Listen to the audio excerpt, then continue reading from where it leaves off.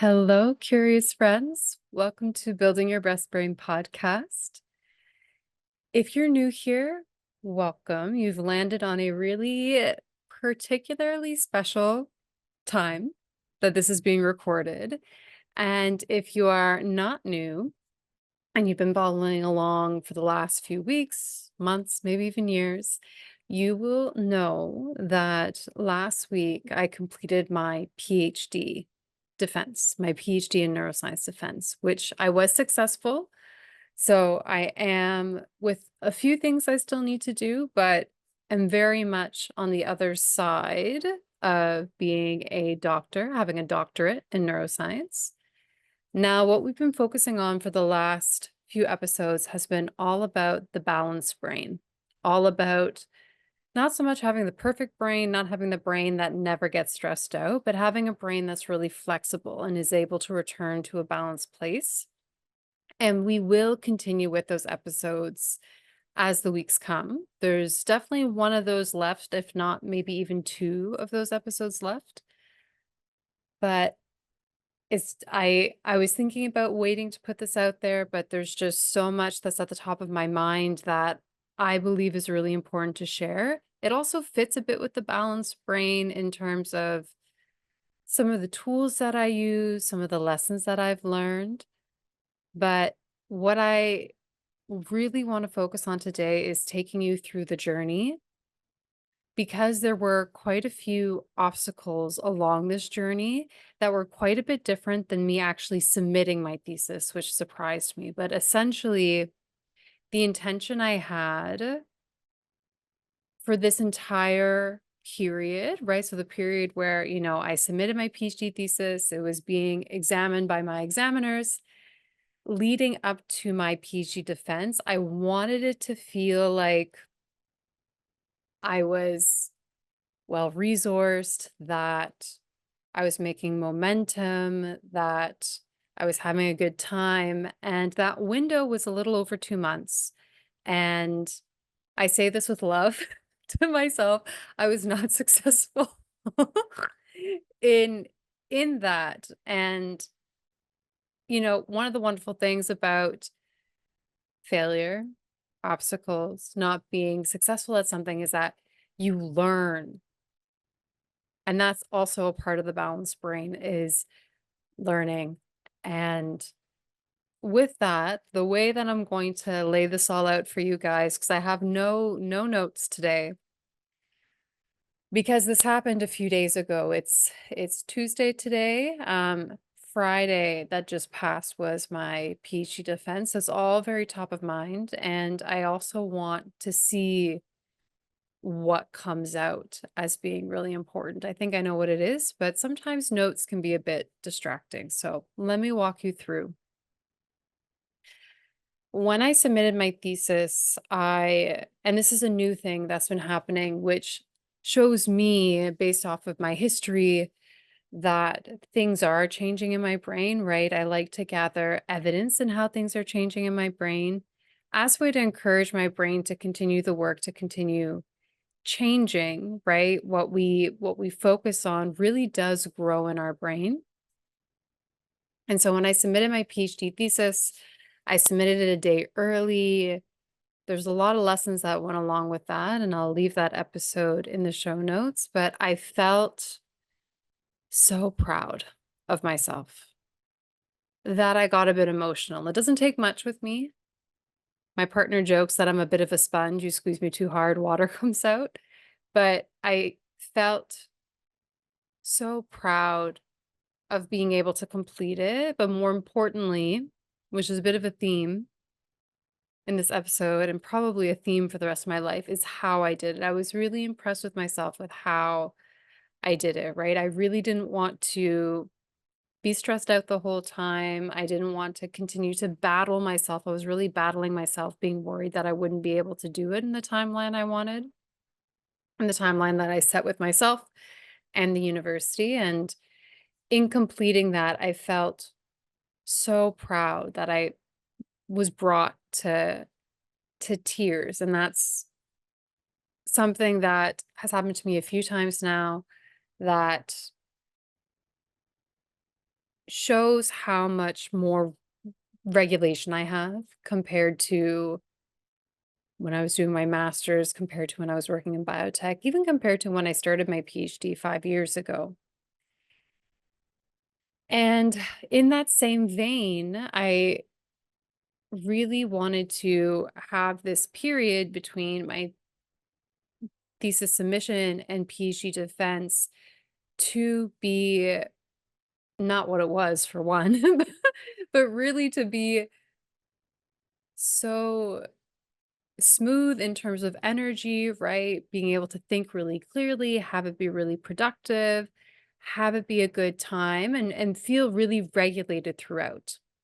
I didn't want to be really stressed out about the defense. I really didn't want to be stressed out about my next step. And I was really fortunate in that during this time, I secured an internship with a company that was working remote, working on topics I love, which you can guess is all about the brain. In particular, I was working on topics of neurofeedback, which is a topic that is like directly related to my business. So it was really like a win-win situation for me. So I had an internship that helped me with structure, that helped me financially. I was able to apply for jobs. I've been able to be consistent with the podcasts, help some new clients along the way. Like it really was, when I look at kind of the actions I was doing, right? Going to the gym, making really yummy meals for myself and my partner that were healthy, like all those things, you if you wrote them down on a piece of paper, you could check them off. I was doing it. And that was great. But as the time went on, and I mentioned this the last podcast too, I was noticing that everything was feeling heavier, that I was still showing up to all the things, right? So sending the emails, studying for my PhD defense as well, applying for jobs, all those great things. But it all felt like I had almost a weighted blanket over top of me, and every step felt a bit heavier. And one of the things that I noticed as time went on, because I didn't really, I was paying attention to it, but I was like, I can kind of out action myself in this period. Like I'll just keep on my routine, and I figured it would just go away. If you guys are watching, I just made a face that was maybe mistake number one, but we learn through mistakes, so there's nothing wrong with making a mistake, right? It's all Gucci. But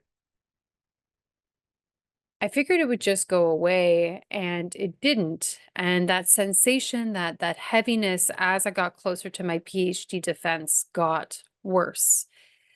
And one of the things that I was really surprised by, but I noticed was happening, that I was starting to lose pleasure for things that normally bring me pleasure, right? Or I wasn't as attracted to activities or hobbies, or even things that I do that's work related, that I know I love because I know myself really well, but I notice myself kind of dragging myself through it. And that alarmed me. That really alarmed me and made me pause and start to look at, okay, where is, and we've talked about this a bit before, where's my energy leak? Like, where is my brain spending most of its energy that, it doesn't matter how much great sleep I get. It doesn't matter that I'm going to the gym. It doesn't matter that I'm, in a supportive relationship. It doesn't matter that I'm eating great food. It doesn't matter that like everything's going, relatively well, that I'm showing up exhausted for all my things. And so one of the things that I identified through this process was I was putting a lot of pressure on what my life would look like after I defended my PhD, which is right now. Welcome. We are in this life after after defending my PhD. And I'm someone, as you guys can imagine, that likes to keep busy, that really enjoys momentum. A really high value for me is whatever I'm doing being important, and important in the sense not that like, oh, look at me, Sylvie's an important person.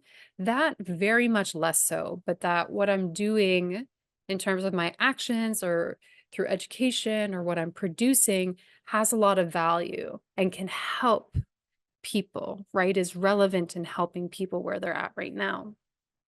And so, I was applying for jobs and, getting different contracts and things like that, and was getting more and more worried because I didn't have the exact blueprint of what exactly was going to happen after they announced that I was a doctor. That's where all my energy was going.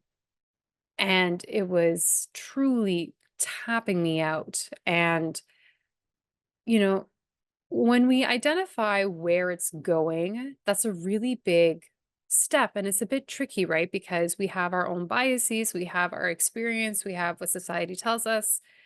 And sometimes it's easy to blame the routine, or for some of us, which is not the case for me, lack of routine, right? So if you don't have a routine to help with your sleep or your food, or if you don't have a routine to help with your stress regulation, sometimes it's easy to say like, oh, well, I don't do things to help with my overwhelm. So of course I'm overwhelmed. And then you don't dig a little deeper.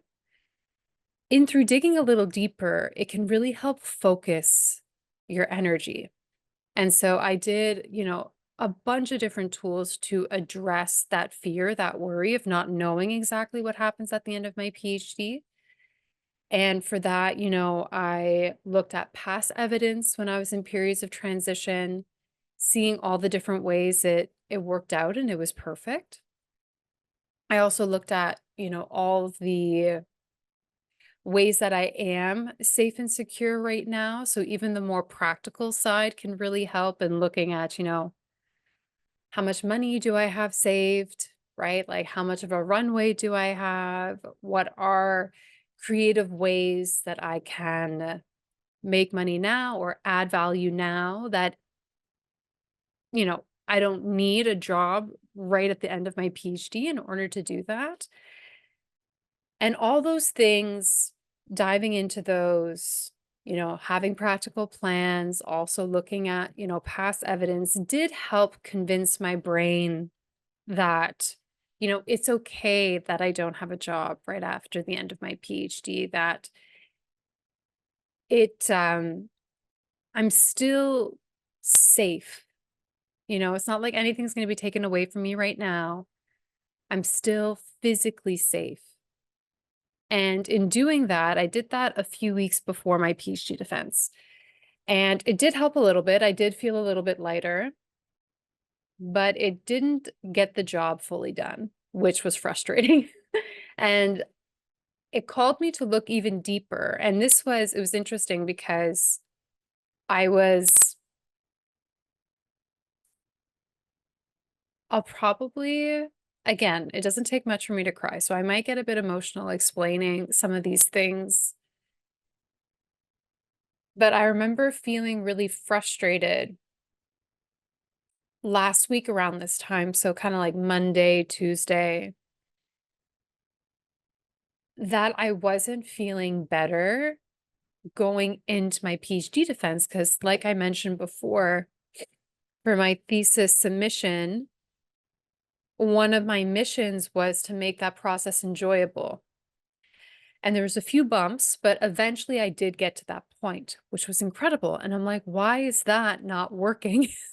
Why are those things not working for this particular situation? And when I looked into it even deeper, there was a few things that popped up. One was the fact that I was being evaluated felt really heavy. It felt like I did not have control over how that day was going to go. And with the thesis writing, I suppose it was more around just like getting it done, right? Like the actual physical, like, let's bang out a couple hundred pages, get it done. This is different because with a PhD defense, you have your examiners. And so I had 4 people that read my thesis and that were asking literally any question about it. And so I suppose I didn't really address the fact that I felt like I had no control over what questions they were asking. And so in my brain, I interpreted it as I had no control over the actual day itself and how it would go. And I also have to say another aspect of it that I didn't address too was that I was worried that one of the examiners was asking me what I was going to do next, and that I would have to say that I didn't have a job lined up right after the end of my PhD, which most people don't. But it's more that that hurt my ego in some way. For some reason, which I dove into as well, is that I made that mean something about me and my character. I made it mean something about my value as a human, which of course I've talked about before. These are things that we want to be mindful of because it's a very, very slippery slope, right? Because the Sylvie that, defended her PhD, the Sylvie that shows up here on the podcast, the Sylvie that helps people, has the same skills whether she has a job right at the end of her PhD or does not. And it's one of those things that, if you look back a few years from now, are you really, does it really weigh that much?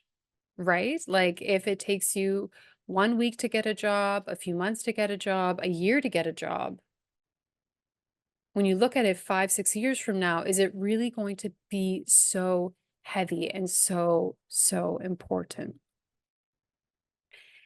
And so these elements I did not feel in control of. And that was a big part of the heaviness. I was making it mean something about me, and I did not feel in control of how the day was going to go. And this is where I learned something new, or I applied something new in a bit of a different way than I have before. And I'll tell you what it is, what I did to prepare, and then what actually happened the day of my defense.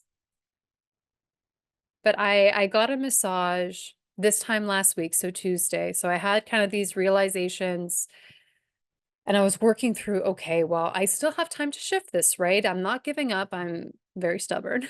I'm not giving up. I have time to shift this before the actual day comes. And I wanted to set an intention. Basically, I wanted to set an intention on how it was going to go because this is something that I could control.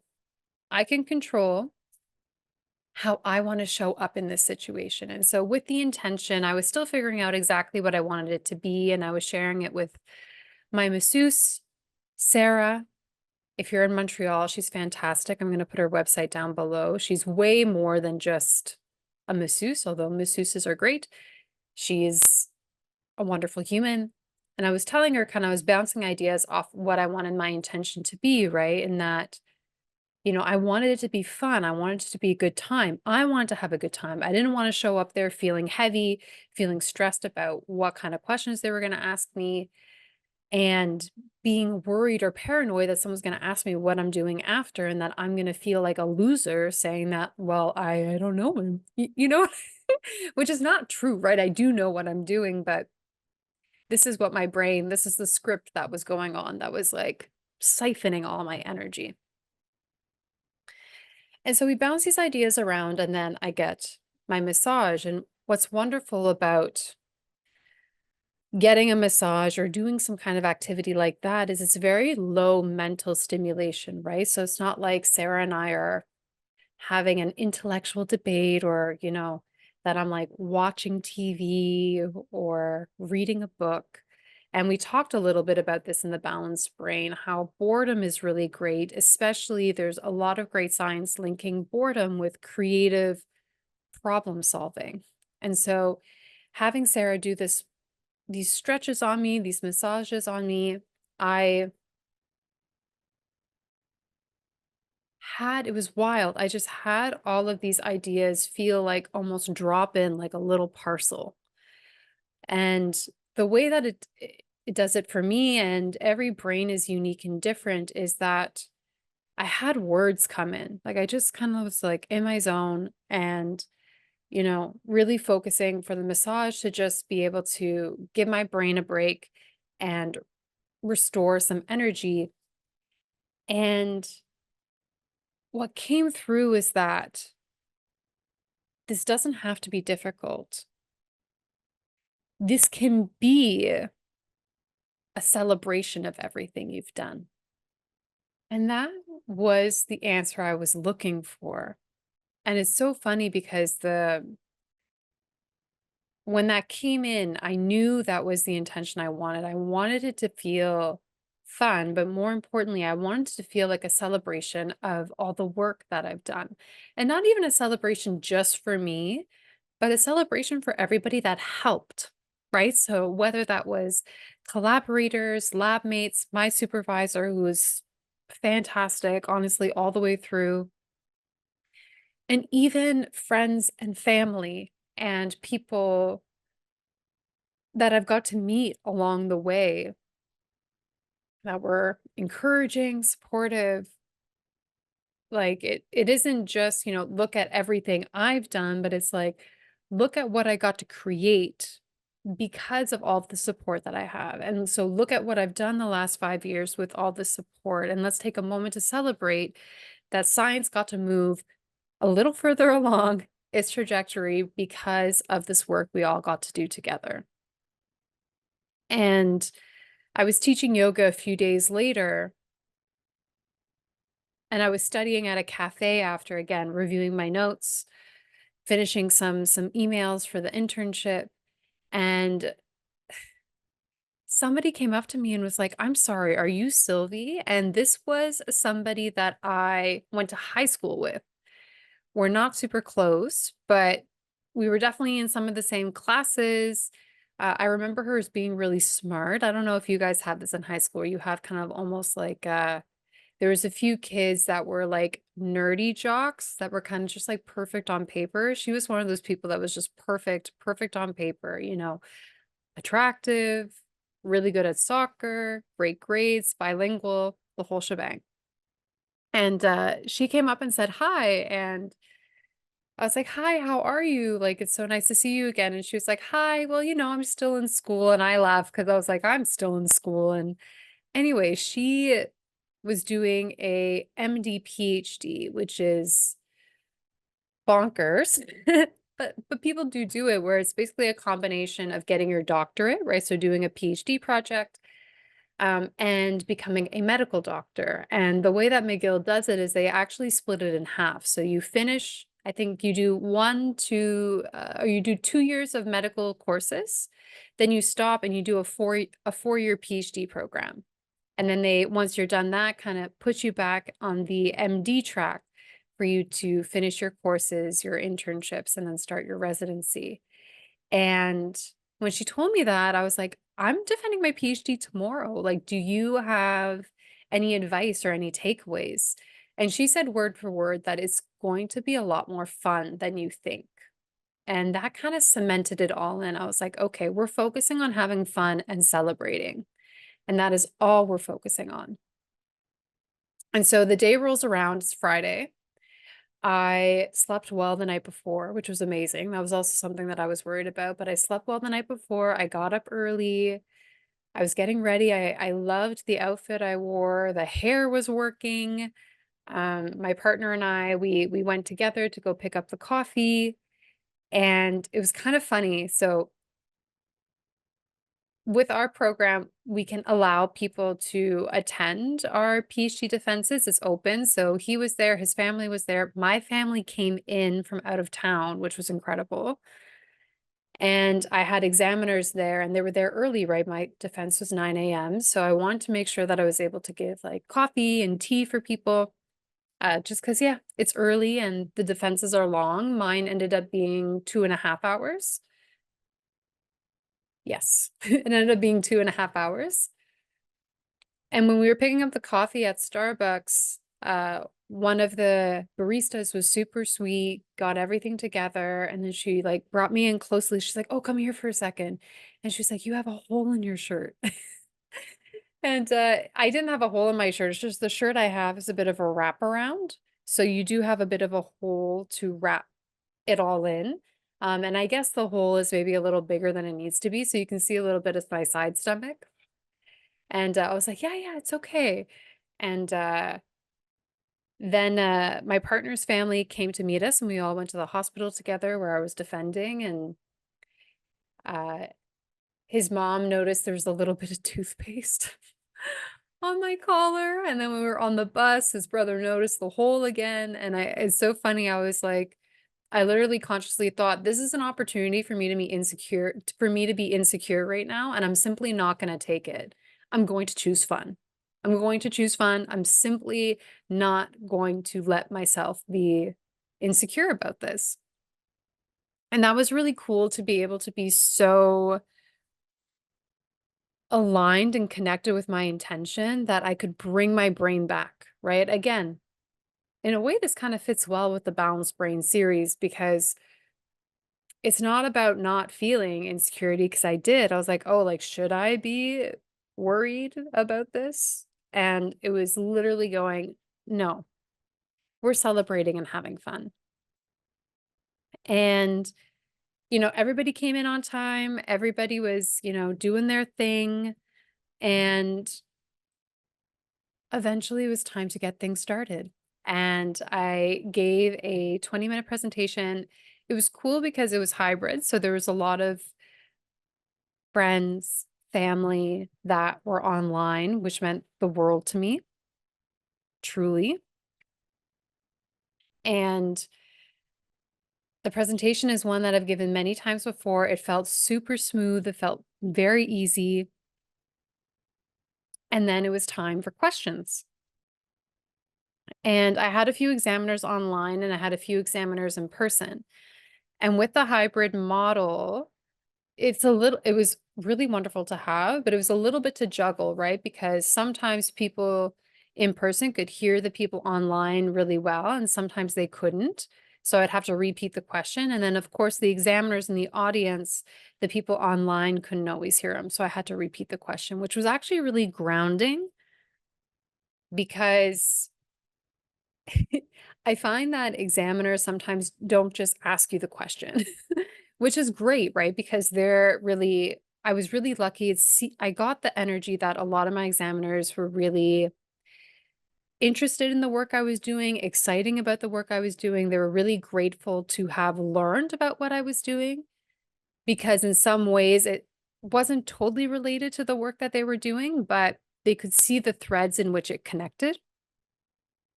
And so they were saying the things they were excited about. They were talking a bit about their work, and then they would ask the question. So what was really interesting that once the question period started, it felt like I locked into a different state. And the state that it was 100% presence. And it almost felt like all the noise was tuned out. There was no fear. There was no worry. And I was just present. I was simply listening to what they were asking me. And the answers to the questions came incredibly naturally. It felt like I had space in my brain for the questions to come and that I didn't have to spend a lot of energy thinking about it, which I wasn't expecting, which was a really lovely surprise. And what was really lovely too was that you have one round of questions. So the examiners they all have 10 minutes each. And then there's a second round of questions, right? So you can see how a PhD defense is quite long when you have 4 people and they have 10 minutes each, plus another round. And what was lovely was that they kept asking questions, right? So it wasn't so much that I wasn't answering the questions sufficiently, so they were asking more questions. It's just they were so curious and hooked on the topic that they were asking more questions, and it honestly felt like I was just having a conversation with them about the work. And during the second round, one of my examiners, and they kind of all said this in different ways, but one of my examiners says, Sylvie, you said that, we're asking good questions. The reason why we're asking good questions is because you wrote a great thesis. And that was all wonderful. They went to deliberate, they came back, and they announced that I was a doctor. And I got a handshake, and I was very happy and didn't quite get emotional yet. That came a little later. But as we were like all coming up in a group together and taking a picture, one of the examiners came up to me and was like, so like what's next for you, right? Which, if you can remember, right, was one of my fears, that one of my examiners would ask me what I'm doing next. And I remember feeling so light, so light, so happy that I was just kind of cheekily like, now it's time to find a job. And she was like, oh yeah, you'll find one. No problem. No problem. Just like full confidence in me, super sweet. Most of these examiners, it was the first time I was meeting them ever. It's kind of the way it works. They want a pretty unbiased examination. So all these people I met for the first time, except for one. And the pro dean at the end came up to me, made a point of coming up to me. I was with my partner at the time. And the pro dean is someone that helps moderate everything. And they're basically a representation of the dean. So the idea is that there's kind of one representative of the dean at every defense to basically give the seal of approval. And he said he'd been a pro dean for many years. He does 25 defenses a year, and told me that I was easily top 2 of what he'd seen. So I mention these things because I did not feel exhausted at the end of my PhD because I exerted a lot of mental energy. I did feel tired after because it's so hard to explain, but I was so proud and like emotionally tuned in and tapped in that in itself almost felt like so big. And I think the reason why the PhD went so well, the PhD defense went so well, and I mean, it was interesting. And this is kind of to bring to this point, the people in the audience, right, like online, in person, I got all these messages that, it went really well. They were so proud of me, which, for the most part, I think, unless you, I don't know, unless you come from a super critical family, is to be expected. But a lot of people were blown away by how it went. People were saying it looked like you were having so much fun. People were telling me that it was like the calmest PhD defense that they'd ever seen, and that it was the most compliments that the examiners were giving while they were defending that they'd ever seen. And most of these people that were saying that, right, are not subject matter experts in my topic, right? And I say that not because they should have been. I mean, whatever. But to show that it's so much more than the knowledge that you know. Because it wasn't, this might sound bad, I could have studied half as much as I did. And I was honestly worried that I wasn't studying enough, which is another topic. It was how I showed up. It was truly how I showed up, and that I was able to be present the entire time and focused on coming in, looking to celebrate and have fun. I basically primed my brain to find those moments and lock in on those moments. And as a result of that, that grew. If I came in nervous, if I came in worried, like, oh, I really hope they don't ask this question, or I really hope they don't ask this question, I'm sure I would have still passed. I'm almost positive the feedback would have been different, would have been different. The whole feel of the defense would have been different. And the biggest gift that this defense has given me, which I'm sure, you don't need to get a PhD and defend it to have this. There's many other ways that you can get this, but this is evidence. This is evidence that I can make difficult things fun. This is evidence that what is most important when I'm showing up to things that feel high stakes, when I'm showing up to things and I'm looking to add value, when I'm showing up to things and I'm looking to make an impact, is to show up having fun, is to show up celebrating, is to show up present. And that these things make more of an impact than simply knowing every answer to every question. It's more impactful than knowing what step I'm going to do after my PhD.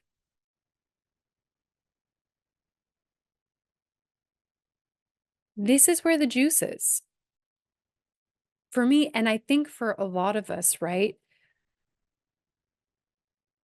So much of my brain's energy was available that day.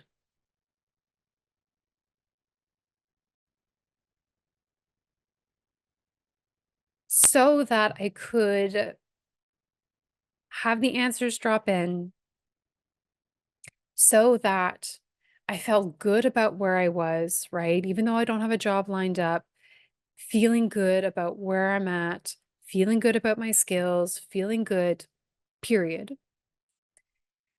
And to have space to be able to receive the comments I received and to be able to fully feel all the support I had that day, all the support I had a few months before, all the support that I've had all throughout the 5 years that led up to this point. That last part, feeling all that support, was one of the most incredible feelings. And so that support doesn't go away just because I've completed my PhD. It was just a moment where it's almost like, you're in a dimly lit room and you don't notice all the details. Like, let's say there's a lot of flowers in that room, but you don't notice it because the room is dimly lit. The PhD just kind of like that defense just put a spotlight on all of it. And then I realized, oh, wow, like I'm in a tropical, beautiful rainforest full of support. And that was a huge takeaway. And that's not something that goes away just when I finish my PhD. And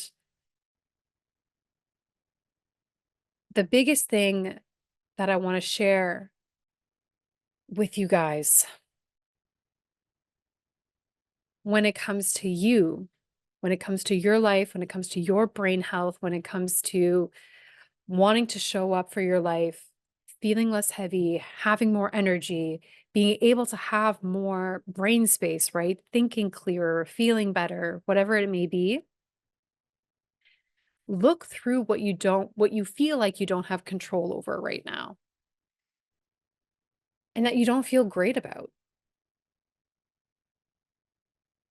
Digging into the why is great, but even if you don't want to do that or you have done that and you feel like it hasn't fully shifted everything yet, setting an intention on how you want to feel in those moments, which is going to be different for everyone, right? So for me, because of, my background, my history, the things that I've struggled with, more fun and celebration and presence, right? And really, when we're having fun, think of a kid having fun. They're ridiculously present, right? They're not worried about the future. They're not thinking about what just happened. That is the intention that I planted for my PhD thesis, had ridiculously good results with, and you're more than welcome to steal my intention. But for you, I invite you to set one, and to remind yourself of it in the morning, maybe meditate on it, maybe put a reminder in your phone and start priming your brain to look for it. And then once it finds it, record it as evidence. What's a really beautiful thing about what happened during my PhD defense is I can think about it now and tap into that feeling and take that feeling with me. And basically, what I'll be doing, right, as I am in more of a period of transition, right, I again do not want this to be a garbage time. I don't want this to feel heavy. I don't want this to be full of worry. I don't want this to be full of fear. This is a beautiful period of transition where there's some things cooking up on the synaptic sylvie side that I'm not ready to share yet. But, if I had a job right away, I wouldn't have time to pour into. And I'm really looking forward to pouring into that. Contracts that are brewing up that, again, if I had a job right away, I wouldn't be able to pour into those. And I look forward to sharing that with you soon. But in those moments, seeing how I can make those things fun and kind of continuing to build that intention, to build essentially that circuit in your brain and being able to tap into the evidence that's already there. And so what's cool, if you write that evidence down around how that intention worked in your favor, you can almost re-experience it at the level of your brain and continue to build it. So you guys know me, and if you don't, hi, you know me a little better today. The homework is to focus on that intention. Pick that area, that sticky area that is bothering you, pissing you off, feels heavy. You can control your intention. And once you start seeing how your intention actually changes what you're experiencing, you're going to feel a lot more in control, and it's going to have that positive feedback loop. And so next week, we'll continue with building best brain, looking at the balanced brain, some specific scientific concepts. There's also going to be a webinar this month at the end of August. And the webinar is all Q&A. I dive into a particular topic that's always neuroscience related. And to give you a sneak peek, it's going to be something around energy, around your brain's energy. I haven't decided if it's going to be brain's energy, sleep, nutrition, but it's going to be something along those lines. And I share a bit of the science behind it. We dive into the science a bit deeper than we do on the podcast. And then it's all Q&A, 45 minutes to an hour of me answering your questions to figure out what doesn't make sense to you, if what you read is really true, and how to apply into your daily life, which is really the most important, right? We can learn all the things, but if we're not doing the things, if we're not integrating, then we're never going to get the benefits that we're hoping for. So these Pick My Brain webinars, if you want to know the time and place, check the show notes below to hop on my email list where all I do is share kind of like podcasts, webinars, free resources, that kind of thing. And if you can't attend live, you can always get the replay. The replays are good for a week, and you can submit your questions virtually as well if you're unable to make it in person. So with that, thank you for tuning in. Thank you for listening. I really appreciate whether, again, you've hopped on here just today or for those that have been following me for a while, I really appreciate your support, your presence, your energy, and most importantly, your curiosity. Your curiosity is honestly what helps me show up come hell or high water on this podcast with Synaptic Sylvie, with the business. So I'm just so So grateful for you. You guys are my kind of people. Have a wonderful rest of your week, and I look forward to the next podcast soon. Take care. Bye.